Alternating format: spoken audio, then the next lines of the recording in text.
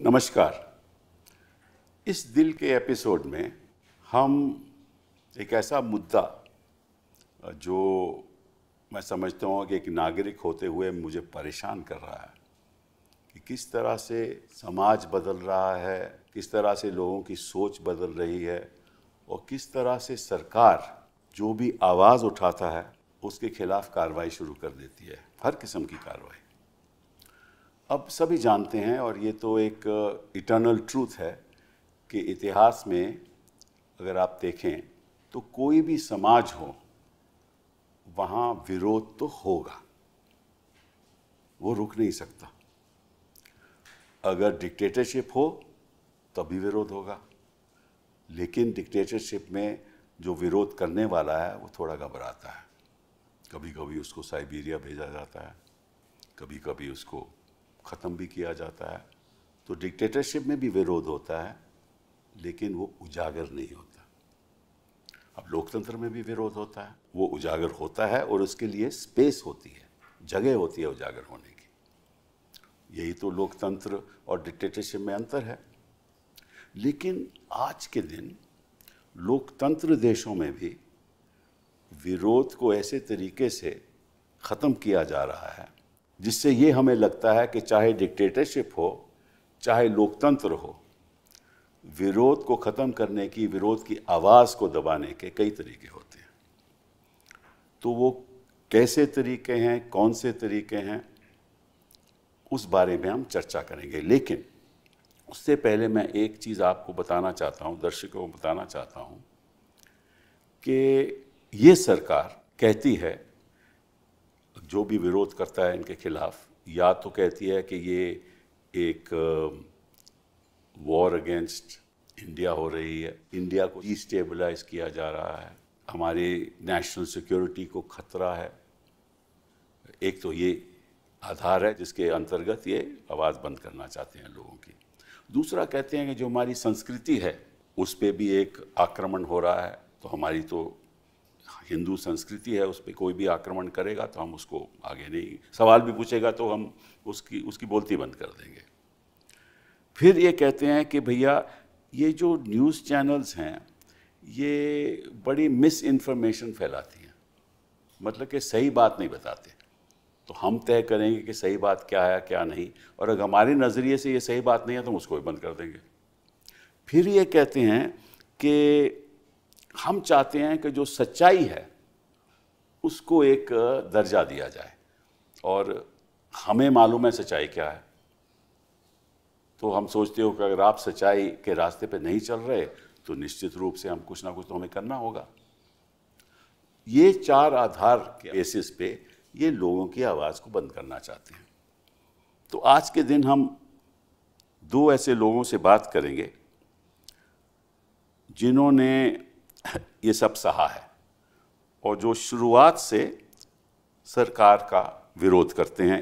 ये इसलिए नहीं कि वो सरकार है, इसलिए कि जो भी सरकार होती है उसके काम भी होते हैं, गलत काम भी होते हैं, और लोकतंत्र में अगर गलत काम होगा तो निश्चित रूप से सवाल भी उठेंगे, और जो सवाल उठाएगा ये चाहते हैं कि वो सवाल ना उठाए और उसके खिलाफ कार्रवाई की जाए। तो दो ऐसे हमारे गेस्ट्स हैं जो आपको बताएंगे कि किस तरीके से सरकार, कितना स्नेह सरकार उनके प्रति है कि जो भी वो कर रहे हैं उन पे बाधा डालने के पूरी ताकत से बाधा डालते हैं। पहले तो संजय शर्मा जी, इनके बारे में मैं आपको क्या बताऊं कि इन्होंने 2015 में एक न्यूज़पेपर शुरू किया और फिर इन्होंने एक न्यूज़ नेटवर्क लॉन्च किया 4 PM, और मेरे ख्याल शुरुआत में तो दर्शक तो एक अब के 7.3 मिलियन आपके व्यूअर्स हैं, 7.3 मिलियन आपके व्यूअर्स हैं, और ये नहीं चाहते कि जो आप बातें 4 PM पे करते हो वो लोग सुने। और आपकी वैसे शुरुआत में आप मीडिया में काम करते रहे हैं, ETV में काम किया आपने राष्ट्रीय सहारा में काम किया, स्टार न्यूज़ में काम किया, और क्योंकि आप सरकार के विरोध, योगी जी के विरोध कुछ बातें करते हैं वहाँ उत्तर प्रदेश में बैठ के, तो निश्चित रूप से आपको कोई एड्स भी नहीं मिलते, सरकारी एड्स भी नहीं मिलते। और लेकिन आप बड़ा नाराज़ करते हो मोदी जी को, अब योगी जी को बहुत नाराज़ करते हो, ये अच्छी बात नहीं है। क्योंकि आपके पास तो केवल 12 तो स्टाफर हैं, इससे ज़्यादा हैं भी नहीं।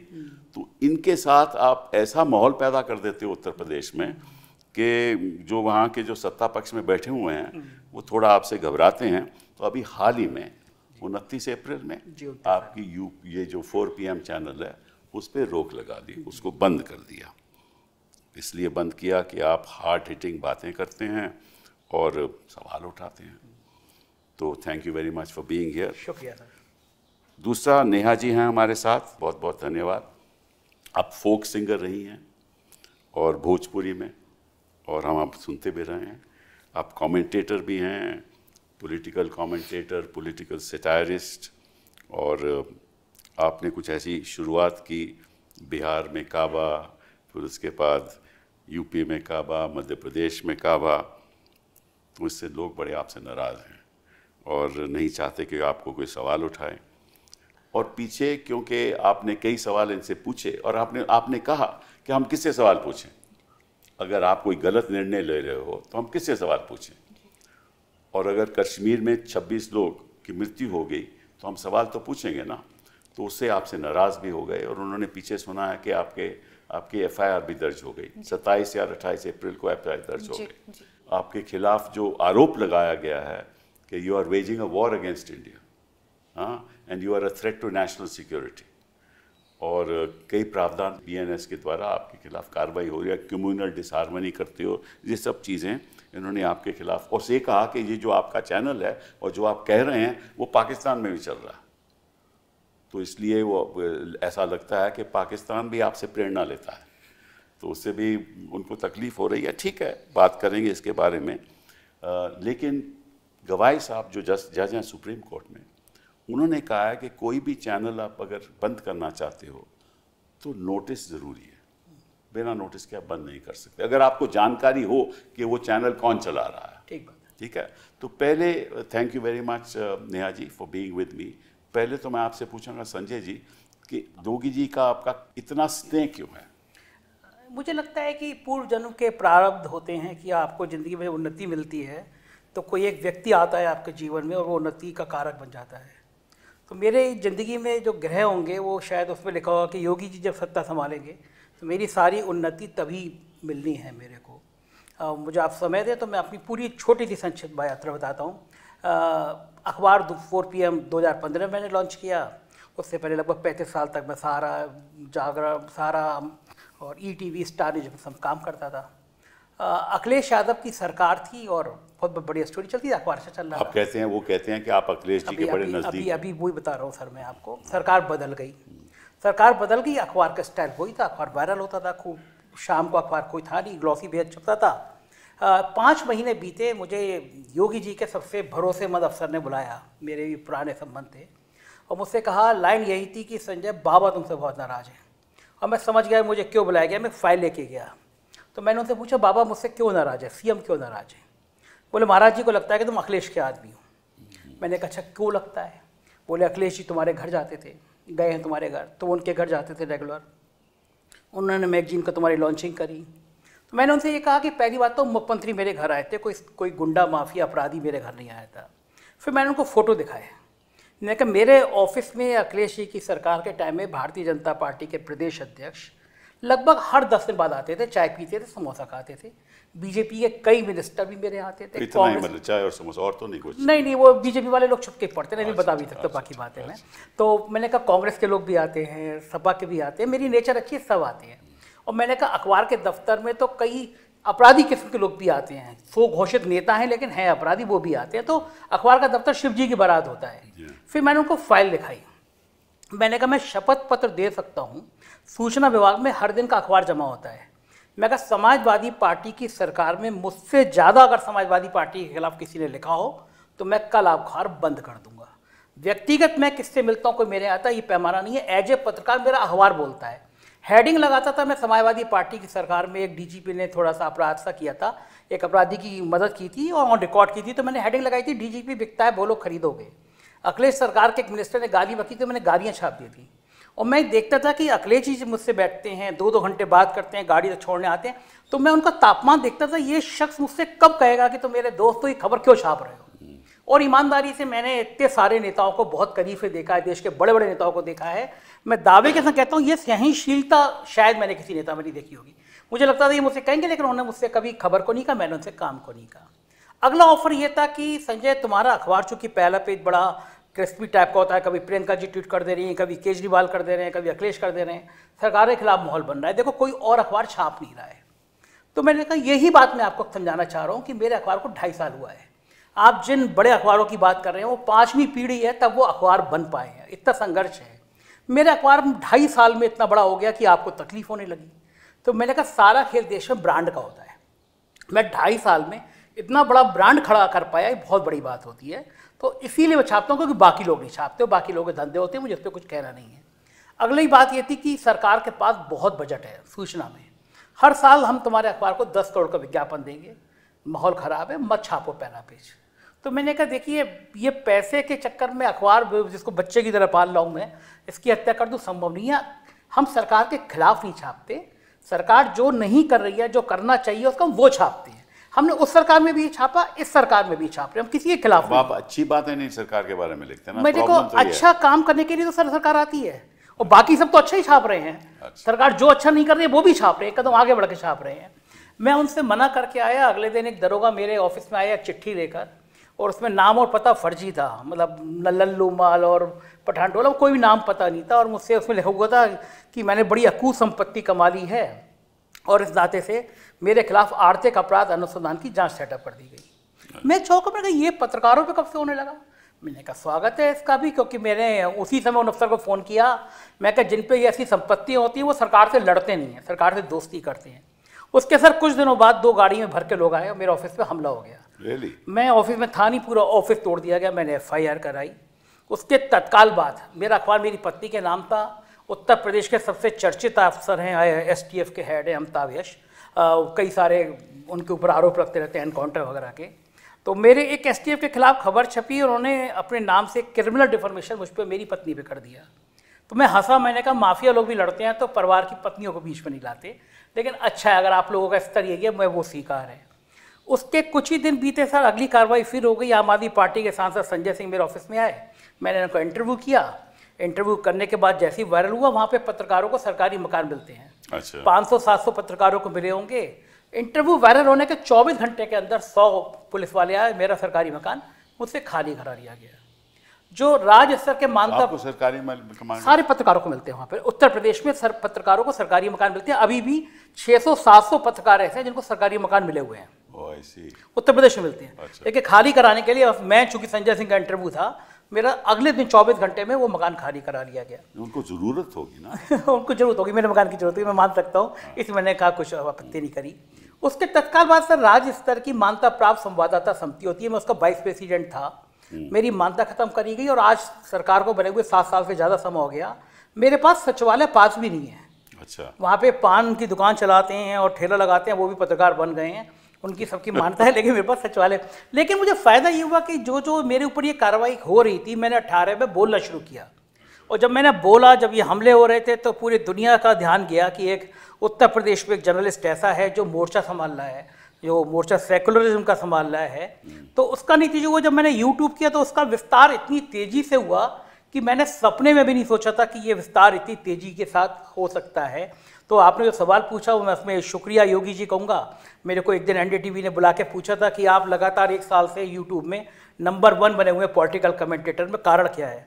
तो मैंने उसमें भी किया, thanks to Awasthi ji, thanks to Amitabh Yash, thanks to Yogi Adityanath. तो अगर ये नहीं होते तो मैं यहाँ तक नहीं आता। तो सबसे लेटेस्ट ताज़ा मामला ये हुआ सर, कुंभ के मेले में जिस दिन भगदड़ मची, मेरा रिपोर्टर वहाँ क्षितिज कांत, बड़ा अच्छा रिपोर्टर मौजूद था, उसने सुबह 9 बजे बताया भगदड़ मच गई, जो कि मैंने बड़े जीरो से शुरुआत करी है। मुझे पता है कि जब सिस्टम, जिले का सिस्टम, उससे ऊपर का सिस्टम काम करता है, ब्यूरोक्रेट तो कैसे करते हैं। मैंने उससे कहा तुम तत्काल पोस्टमार्टम हाउस से पहुँच के मुझे बता क्या है। तब तक किसी के दिमाग में आया नहीं, बाकी चैनल सब दिखा रहे थे कि अफवाह है, कुंभ में कुछ नहीं हुआ। वो वहाँ पहुँचा, उसका फ़ोन आया कि सर यहाँ तो 6-7 लाशें आ चुकी हैं। मैं लाइव 10 बजे बैठा, जिस समय योगी जी कह रहे थे वहाँ कुछ नहीं हुआ है, शांत है। मैंने उस समय 3 घंटे के अंदर 30 लाशें दिखा दी कि 1, 2, 3 30 लाशें आई हैं। 24 घंटे बाद क्षितिज ने फिर स्टिंग मैंने मेरे कहने पे किया और 67 लाशें हमने दिखा दी।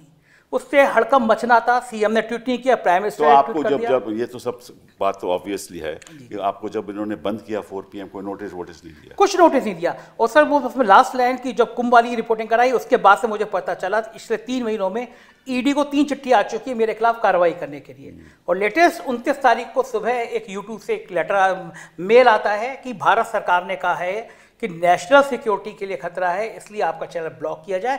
आपका चैनल बंद ब्लॉक किया जाता है।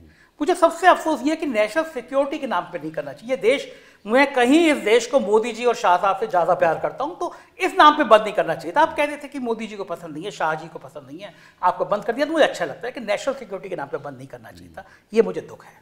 नेहा जी, इन्होंने नेशनल सिक्योरिटी की बात की। एक तो देश होता है और एक सरकार होती है, और देश और सरकार में अंतर तो होता है ना। सरकार तो देश नहीं है और देश सरकार भी नहीं है। सरकार तो एक राजनीतिक पार्टी की होती है। तो आपने तो आज तक, मैं आपसे पूछना चाहता हूँ, कोई ऐसी बात कही हो जो ऐसे लगा हो that you are waging a war against India, के सरकार के, आई मीन देश के खिलाफ आप तोड़वाने की लड़ाई कर रहे हैं? ऐसा तो कभी हुआ नहीं। तो आपके खिलाफ ये नेशनल सिक्योरिटी और ये waging a war against India, ये जो प्रावधान BNS में है, ये क्यों किया गया आपके हिसाब से? सर यही तो मेरा भी सवाल है। लगातार मैं सवाल कर भी रही हूँ कि भाई मेरे ऊपर देशद्रोह आए दिन जिसका मन कर रहा है। कोई भी, अभी हजरतगंज में हुआ था कि ये देशद्रोही है, अभी जो है अयोध्या में भी लोग ले करके चले गए कि इसको जो है ये देशद्रोही है। पता नहीं सर, मैं तो खुद ही बहुत परेशान हो गई हूँ कि ऐसा मैंने कर क्या दिया है। 27 लोग मारे जाते हैं और अचानक से सोशल मीडिया पे एक चीज़ जुड़ जाता है कि चुप रहना है, बोलना नहीं है।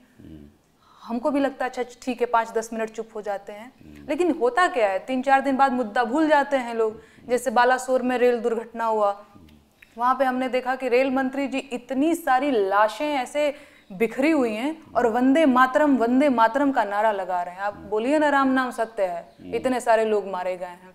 वहाँ पर भी इतनी बड़ी घटना, कुंभ में दुर्घटना हो गई, चुप रहो, लोग मरे हैं, हिंदू मरे हैं। बोलना कब है? कब आएगा वो उचित समय जब सवाल पूछना है सरकार से? और दूसरी चीज सर, इतनी बड़ी बड़ी दुर्घटनाएं हो जाती हैं देश में, एक आदमी जिम्मेदारी लेने को तैयार नहीं है। प्रधानमंत्री, गृह मंत्री, रक्षा, कोई भी। तो मेरा सवाल ये है कि भैया आप जिम्मेदारी कब लेंगे? आप इस्तीफा कब देंगे? और आप जो कहते हैं कि हिंदू खतरे में है, तो चाहे वो पश्चिम बंगाल का मुर्शिदाबाद हो, वहाँ हिंदू मारा जा रहा है, मणिपुर में हिंदू मारा जा रहा है, कश्मीर में हिंदू मारा जा रहा है। 10 साल से आप हिंदू बचाने आए हैं और फिर भी हिंदू खतरे में ही है, तो सवाल तो आपसे होगा ना। शिक्षा के नाम पे आपको तो कोई वोट दे भी नहीं रहा है, रोजगार के नाम पे नहीं दे रहा है, गरीबी कोई बात ही नहीं कर रहा है। ये सब आउट ऑफ फैशन हो गया कि नहीं अभी हिंदू खतरे में है तो अभी चुप रहना है, नून रोटी खाना है, हिंदू को बचाना है। इसी नाम पे ना हम लोग आपको वोट दे रहे हैं, अब फिर भी हिंदू खतरे में है। तो सवाल तो सर आपसे होगा। यही सवाल मैंने पूछा तो मुझे बोला कि मैं देशद्रोही हूँ। और एक कोई पाकिस्तानी ट्विटर हैंडल है, उसने मेरा वीडियो शेयर कर दिया। तो उस वीडियो तो कहीं से भी शेयर हो सकता है। वीडियो के क्या है, वो तो यूट्यूब चैनल तो दुनिया में चलती है ना, तो कहीं से भी शेयर हो सकता है। उसमें आपकी क्या गलती है? जी सर, मैंने भी वही बोला कि सोशल मीडिया की तो कोई सीमा है नहीं। वो तो सार्वजनिक है। कोई अमेरिका में शेयर कर सकता है, लंदन में कर सकता है, कोई कुछ भी कर सकता है। हाँ, तो और सर इसमें मेरा ये भी सवाल है कि ठीक है, पाकिस्तानी कोई ट्विटर हैंडल मेरा शेयर कर दिया, मैं देशद्रोही हो गई। प्रधानमंत्री जी पाकिस्तान में बिरयानी खाने जाते हैं, फिर भी वो देशभक्त बने हैं। अनुराग ठाकुर जी, शाहिद आफरीदी जो वहाँ का एक क्रिकेटर, आए दिन हिंदुस्तान के बारे में जहर उगलता रहता है, उसके साथ बैठ करके आप क्रिकेट देख रहे हैं। तो आप लोग एकदम से जो कहते हैं ना हमारे भोजपुरी और 2008 में जब 26/11 हुआ था और मुंबई चल रहा था, उस समय भी मैंने खुद देखा था कि हमारे तब प्रधानमंत्री तो नहीं थे लेकिन चीफ मिनिस्टर थे मोदी जी। तो उन्होंने उस समय जब ये सब हो रहा था भाषण दे रहे थे और सवाल पूछ रहे थे, तो वो भी तो सरकार से सवाल पूछ रहे थे ना। जी। हाँ, वो हम तो नहीं, हमने तो किसी ने कभी नहीं कहा कि वो देशद्रोही हैं। उनका हक था सवाल पूछने का। अगर उनका हक था तो आपका भी हक है। बिल्कुल सर, बिल्कुल हक है ना। तो हक तो दोनों का, हर सिटीजन का, नागरिक का बराबरी का होना चाहिए। बिल्कुल। मेरा भी हक है, मैं भी वकालत करके सवाल पूछता हूँ, सरकार से सवाल पूछता हूँ, मैं देशद्रोही तो नहीं हो जाता। बिल्कुल। तो देशद्रोही का इस तरह से उपयोग करना, बीएनएस के द्वारा उपयोग करना, इसका मतलब यही है कि सरकार नहीं चाहती कि कोई भी उनके विरुद्ध कोई बयान दे, और उनका मतलब कि कानून के द्वारा, प्रेशर के द्वारा, मतलब कि 10 करोड़ मैं आपको दे दूंगा या ऐसा कुछ है, तो ये तो मतलब ये तो लोकतंत्र के बिल्कुल खिलाफ है ना। और अगर हम आवाज़ नहीं उठाएंगे तो बदलाव कैसे होगा? जी सर, बदलाव तो तभी होता है ना जब आवाज़ उठेगी। तो मैं आपको एक आंकड़ा देता हूँ, उस पर मैं आपकी टिप्पणी चाहता हूँ आपसे भी संजय जी। 2021 में लगभग 200 यूट्यूब चैनल्स बैंड थे, और 2014 से लेकर 2020 तक ज़्यादा चैनल्स बैन हो गए। तो मतलब कि अगर यही काम रहा कि देखिए, आपने पत्रकारों को तो अपने पक्ष में रख ही लिया है, मेन स्ट्रीम मीडिया को आपने पक्ष में रख ही लिया है, मेन स्ट्रीम न्यूज़पेपर्स आपके पक्ष में हैं, ठीक है, और कौन आपका विरोध कर रहा है? विरोध मतलब कौन सवाल पूछ रहा है, वो विरोध नहीं है, वो सवाल पूछना है जानकारी के लिए, वो सोशल मीडिया है। और सोशल मीडिया से सबसे अहम सोशल मीडिया यूट्यूब चैनल है। अगर यही हिसाब रहा कि आप यूट्यूब चैनल बंद कर देंगे तो फिर सवाल कौन पूछेगा, कहाँ से पूछेगा? तो इसकी क्या राय है आपकी?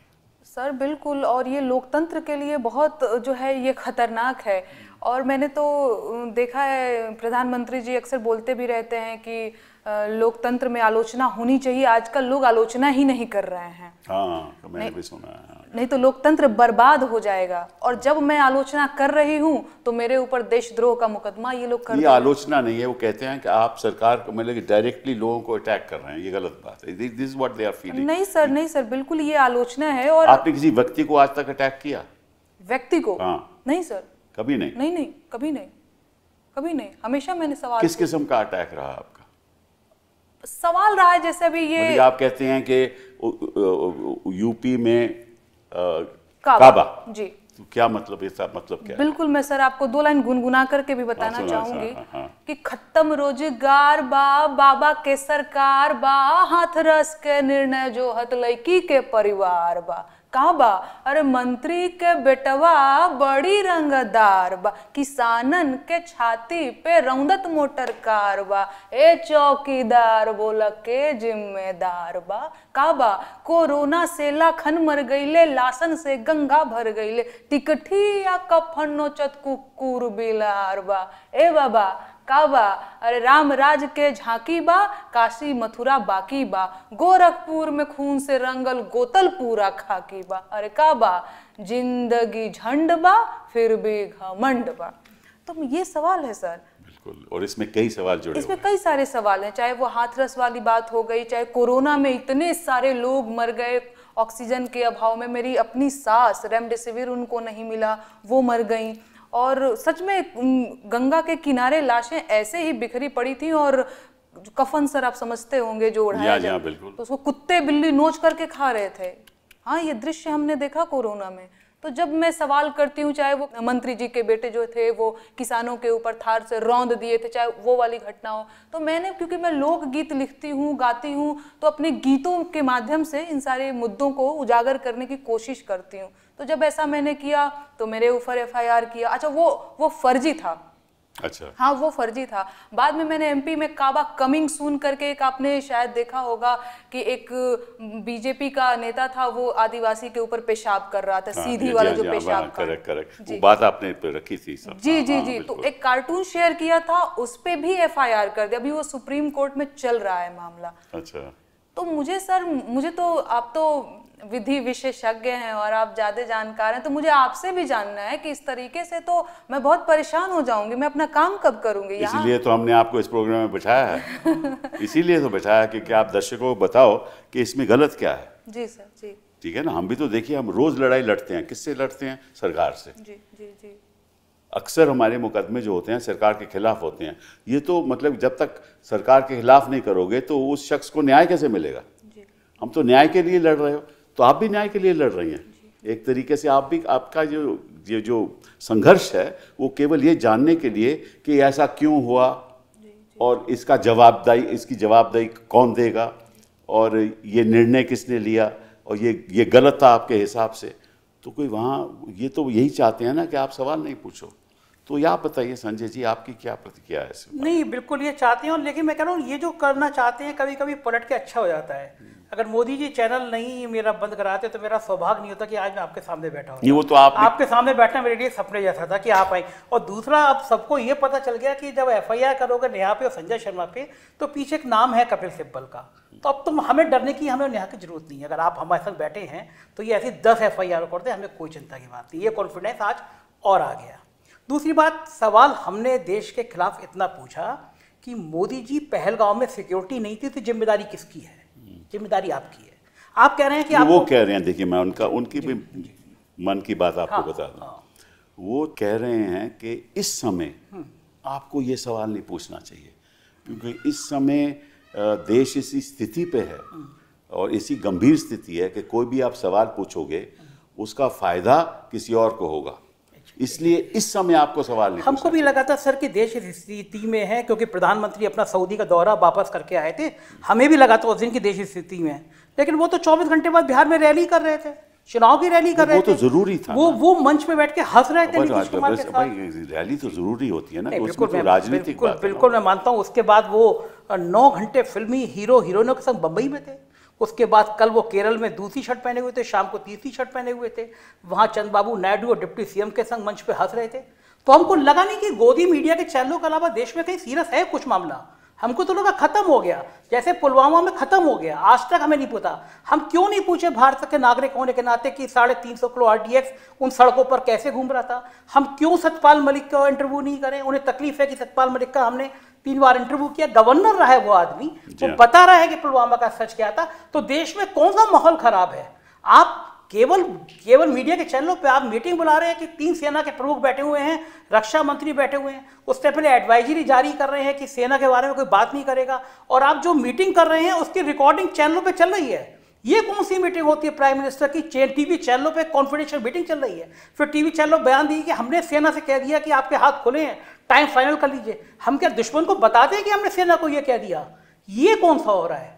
ये युद्ध कौन सा होता है जिससे प्राइम मिनिस्टर जो निर्देश दे रहा है वो टीवी पे चल रहा है पाकिस्तान को बताने के लिए? जो नेहा ने कहा, हमने सवाल पूछा कि कभी 10 सालों में ऐसा नहीं हुआ था कि प्रधानमंत्री विदेश से आ रहे हो, जहाज पाकिस्तान में उतार दें। किस मुंह से हम बात करेंगे? हम मैच नहीं खेलेंगे उनसे भारत की जमीन पर, वो मैच नहीं खेलेंगे पाकिस्तान की जमीन पर। लेकिन शाह साहब के बेटे हैं तो मैच दुबई में खेला जाएगा भारत और पाकिस्तान से, क्योंकि हजारों करोड़ का खेल है। ये सवाल पूछेंगे, ये कौन सा देश के खिलाफ है? हम दावे के साथ कह सकते हैं जो सवाल हम पूछ रहे हैं, जो हम बात कह रहे हैं, हम बात लगातार अपने चैनल पे कह रहे हैं कि देश नाजुक घड़ी में, इसलिए हिंदू मुसलमान का फसाद नहीं खड़ा होना चाहिए। हम लगातार कह रहे हैं अपने चैनल पे, ये मत कहो कि धर्म पूछ के मारा गया, ये मुद्दा मत बनाओ। लेकिन पॉलिटिकल पार्टियां, Bharatiya Janata party Chhattisgarh official page पर कहती है धर्म पूछ के मारा गया, जाति पूछ के नहीं। इसका हम विरोध कर रहे हैं अपने चैनल पे। तो इनको लगता है कि जो गेम प्लान कर रहे हैं हिंदू मुसलमान का, 4 PM तो ये खत्म कर दे रहा है। तो ये अगर आप मुझे बता दीजिए सर, ये देशभक्ति हम कर रहे हैं या देशभक्ति वो कर रहे हैं? जो नेवल ऑफिसर की गालियां दी, क्या उन्होंने देखो क्या बढ़िया बयान दिया। जिसका पति मरा वो कह रही है, उसको आप गाली दे रहे हैं। ये देश इतना गिर जाएगा, ये देश इस स्तर तक पहुंचा देंगे आप? एक शहीद की पत्नी के लिए आपको, उनको प्राइम मिनिस्टर का, कई लोगों को प्राइम मिनिस्टर को फॉलो करते हैं जो लोग गाली दे रहे हैं। ये देश इस मूल्य पे आ जाएगा, पूरी दुनिया में आ जाएगा, कभी कल्पना नहीं की जा सकती थी। ये देश इतने जज्बातों वाला देश था, हमारी शान थी, हमारी आन थी, यहाँ तक आ गया कि जिसका पति मरा है उसको आप 8 दिन बाद गाली देंगे।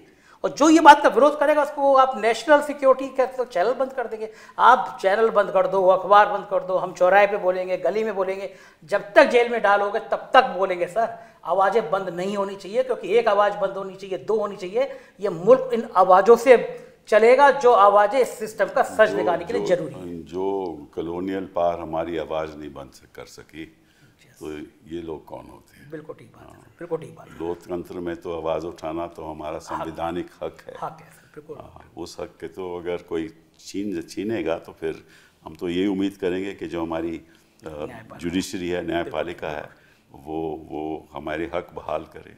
सर उसी पे उम्मीदें बची हैं। अगर हम जैसे लोग बोल पा रहे हैं तो ये बोल पा रहे हैं कि आप बैठे हैं, न्यायपालिका है जिस पे हमें हक मिलेगा, आज़ादी से बात करने का हक मिलेगा, क्योंकि देश की सारी उम्मीदें वही बची हैं। क्योंकि आप एक एक करके जिस तरह से संवैधानिक संस्थाओं को ख़त्म कर रहे हैं तो अब तो उम्मीद वही बची है, इसके अलावा तो कहीं कोई उम्मीद दिखती नहीं है। आप देश को जिस तरह धर्म के नाम पर, जाति के नाम पर, आप देश नाजुक दौर में है, तो देश अगर नाजुक दौर में है सर तो इस समय सुरक्षा की बात करनी चाहिए, इस समय जाति जनगणना की बात कहाँ से आ गई? वो तो एक अलग सोच है ना। इसका तो मतलब ही है ना कि आप मुद्दे को डाइवर्ट करना चाहते हैं। देखो ऐसा है कि जरूरी है कि बिहार में जीत होनी चाहिए, बस असली जरूरी है ये बहुत जरूरी है ना, असली जरूरी, असली बात यही है। बिहार में काबा, बिहार से हाथी भी है। ये भी आपने कहा। जी जी जी जी मैंने कहा था। जो हमें सवाल पूछेगा सबको बैन किया जाए, जो फिल्म हम दिखाना चाहते हैं वो दिखाएंगे, जो ये फिल्म बना रहे हैं जो हमारे पक्ष में नहीं है उसको भी बैन करो, जो एक्टर होंगे अगर किसी कम्युनिटी के होंगे वहाँ जाकर प्रदर्शन करो। मतलब ये किस किस्म का माहौल हिंदुस्तान का बन रहा है, और इसमें नेहा जी क्या होगा आगे? सर पता नहीं, मुझे भी बहुत डर लगता है। अब मुझे लगता है अरे आप लोग डरने लगे तो फिर हम कैसे लड़ेंगे? आप तो युवा लोग हो। बिल्कुल बिल्कुल सर, आप है ना, तो फिर डरने की क्या बात है। लेकिन हाँ, कई बार ऐसा होता है सर, मैं लड़की हूँ और जब अचानक से ट्विटर पे 2 लाख लोग आपको गालियां दे रहे हों और देशद्रोही का नंबर 1 ट्रेंड चला रहे हों, तो हम कितने भी कॉन्फिडेंट हो, हम कितने भी अपने जो है मौलिक अधिकारों में विश्वास करने वाले हों, एक बार को तो लग ही जाता है कि लगता है हम कुछ गलत कर रहे हैं। फिर 5 बार हम जाते हैं पूछे हम कुछ गलत तो नहीं कर रहे हैं, कुछ गलत तो नहीं कर रहे हैं।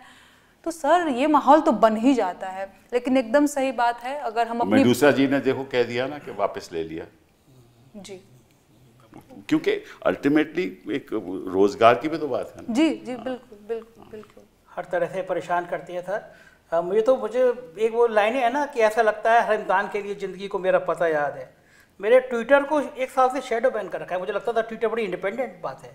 मेरे वकील हैं मोहम्मद हैदर जी, उन्होंने नोटिस दिया ट्विटर को, हम मुकदमा करने जा रहे हैं कि आप हमें 1 साल से शेडो बैन कर रखे। आपने सारी संस्थाएं कर ली, फेसबुक पे आप प्रेशर आपको दिखने लगा, ट्विटर जैसी जो एक्स हो गया उसकी संस्था पे आपका प्रेशर दिखने लगा, शेडो बैन कर रहे हैं, मतलब आवाज़ों को बंद करना है। लेकिन मुझे अच्छा ये लग रहा है सर कि ये आवाज़ें अब और तेज हो रही हैं, बंद करने से रुक नहीं रही हैं। अगर ये तेज नहीं होती तो पार्लियामेंट के चुनाव में देश में सबसे ज़्यादा देखे जाने वाला यूट्यूब चैनल मेरा था। इसका मतलब कि उन गोदी मीडिया की भीड़ 10,000 नहीं व्यू आ रही, हम लोगों को लाखों लाखों आ रहे हैं। रवीश को लाखों करोड़ों देख रहे हैं, ध्रुव राठी को करोड़ों देख रहे हैं। इसका मतलब कि बड़ा समूह बोल नहीं पा रहा है डर के मारे। हम आपके घर से पहले, थोड़ी देर पहले चाय के ठेले पर रुक गए, ऐसी मजा आता है बात करने, उस तबके के पास 2 लोग आ गए, चाय वाला जो बनाता था वो देखता था चैनल। ये इस लेवल तक जब चले गए ना, मास तक चले गए ना, तो इनको डर लगता है कि ये गरीब तबका जिसको ये 2 वक्त का राशन दे के फुसला रहे थे, अब उसको समझ में आ गया ये राशन रिश्वत है, ये तो हक है उसका। आप उसकी तनख्वाह पे, उसकी चीज़ों पे आप 2 वक्त की रोटी दे रहे हैं, उसको समझ नहीं आ रहा है। तो उनको लग रहा है जो समझा रहे हैं, इसका मतलब ये भी है कि आप देश में सुधार नहीं ले पाए कि आपको राशन देना पड़ रहा है। बिल्कुल, ये भी तो बात सही है ना। आपकी ये भावना उजागर कहाँ से हुई जो इन चीज़ों को अपनाने के लिए, बताइए। इसलिए सर ऐसे हुई क्योंकि मैंने देखा कि बीते दिनों में या बीते सालों में मीडिया का जो स्तर है वो दिन पर दिन गिरता ही जा। ये कब सोचा ये आपने? ये मैंने कब सोचा, 2020-22 की बात है सर। अच्छा। मैंने ग्रेजुएशन कंप्लीट करने के बाद से इसकी शुरुआत भी करी, बेरोजगारी महंगाई के गीत लिखना भोजपुरी में शुरू किया। तो तब से ही मुझे ये बात समझ में आ रहा था कि बेरोजगारी का मुद्दा कोई उठाने वाला नहीं है, महंगाई का मुद्दा कोई उठाने वाला नहीं है। अच्छा, भोजपुरी इसलिए मैंने शुरू किया क्योंकि भोजपुरी में शायद आपने सुना होगा बहुत अश्लील ये सब गीत वीत गाते हैं, तो मैंने सोचा कि भोजपुरी में बेरोजगारी का भी गीत बनना चाहिए, महंगाई का भी गीत बनना चाहिए। तो इस तरीके से मैंने शुरू किया। अच्छा, मीडिया का हाल ये है कि सच में मीडिया पूछता है प्रधानमंत्री से कौन सी टॉनिक ले रहे हैं सर आप, 18 घंटे काम कैसे कर पा रहे हैं, आम चूस के खा रहे हैं कि काट के खा रहे हैं। तो जरूरी मुद्दे वो पूछ ही नहीं रहे हैं। तब ऐसे में हमारी जिम्मेदारी बनती है। एक और चीज सर मैं यहाँ पे मेंशन करना चाहूंगी, कई सारे लोगों ने, बीजेपी का आईटी सेल मुझसे ये सवाल कर रहा था कि तुम्हारी हैसियत क्या है प्रधानमंत्री से सवाल पूछने की, तुम होती कौन हो? तो क्या प्रधानमंत्री से सवाल पूछने के लिए सबसे पहले मुझे प्रधानमंत्री बनना पड़ेगा, इसके बाद मैं उनसे सवाल पूछूंगी? मैं आपको वोट करती हूँ, मेरे पास आधार कार्ड है, वोटर आईडी कार्ड है, आप आते हैं ना, एक एक वोट है जरूरी, तो वैसे एक एक सवाल है जरूरी। वो भी बात सही है। मैं आपको वोट करती हूँ तो सवाल आप ही से पूछूंगी, तो लोग तो इस तरीके से भी बातें कर रहे हैं। ये बहुत अच्छी बात है, क्योंकि आपकी जो आप जैसी आवाज़ें अगर हिंदुस्तान में बरकरार रहेंगी तो लोकतंत्र भी बरकरार रहेगा। और मैं सोचता हूँ कि ये कोई लड़ाई किसी एक पार्टी के खिलाफ नहीं है, एक किसी एक माहौल के खिलाफ नहीं है, ये लड़ाई हमारे संविधान को बचाने के लिए है। बिल्कुल ठीक बात है। ठीक है ना। और उसमें सब हमें इकट्ठा होकर जहाँ जहाँ भी गलत काम हो रहा हो आवाज़ उठानी होगी और सवाल पूछना होगा। बिना सवाल पूछे जवाब भी नहीं आएगा, राइट। जब तक जवाब नहीं आएगा सवाल पूछते रहेंगे। सर एक चीज़ और बताइए, देखिए हम लखनऊ से आते हैं, अटल बिहारी वाजपेयी सांसद रहे हैं, प्राइम मिनिस्टर थे, एक कार्टूनिस्ट थे, उन्होंने जब कारगिल युद्ध का दौर था उन्होंने प्रधानमंत्री के सिर की जगह गधे का फोटो लगा दिया, कार्टून छपा, और प्रधानमंत्री ने उनको फ़ोन किया कि क्या कल सुबह आप एक गधे के संग चाय पीना पसंद करेंगे? क्या बात, ये डेमोक्रेसी है। अखिलेश यादव ने अपने ऊपर छुपी कार्टून की किताब का विमोचन मुख्यमंत्री रहते हुए, क्या ये डेमोक्रेसी है? आपको सवाल पसंद नहीं है, लोग व्यंग में, उस अटल बिहारी वाजपेयी की परंपरा की पार्टी अब यहाँ तक पहुँच के ये सोचा नहीं था किसी। यही तो अंतर है उस बीजेपी का और इस बीजेपी का।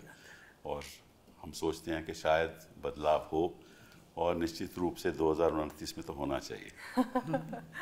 आपका बहुत बहुत धन्यवाद। Thank you sir.